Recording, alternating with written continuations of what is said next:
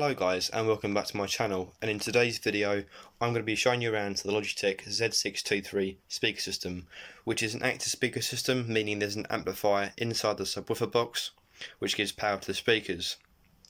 This speaker system is certified with THX, and first of all let's get into the dimensions of the satellite drivers. The width is 11.7 cm, height of 19.6 cm, and a total depth of 12.6 centimeters. On the front we've got a turn on turn off button which lights up orange. We've then got the volume control, and next to that is the bass control. On the side we've got a headphone jack and a 3.5 just below that. The same again on the other side, but without the controls on the bottom.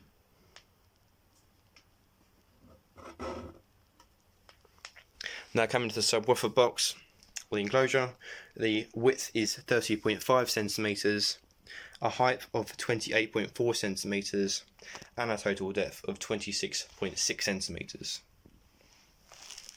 Coming to the back of the box, we've got the RCA input, a 3.5 jack just below that.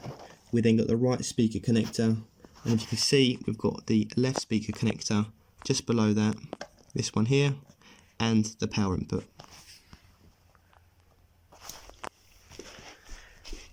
Now the total power, the wattage of this speaker system is 200 watts RMS and a frequency response of 35 to 20 kilohertz.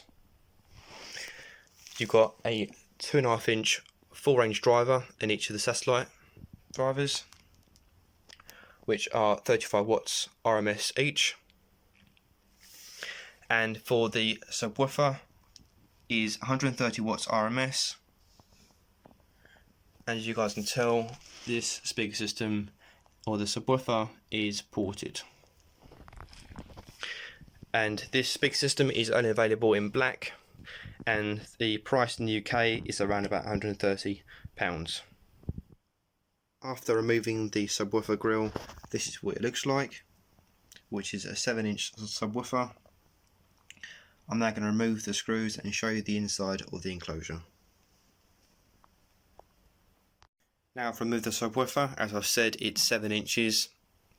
Just to show you guys what it looks like. It's got a fairly reasonable magnet on the back.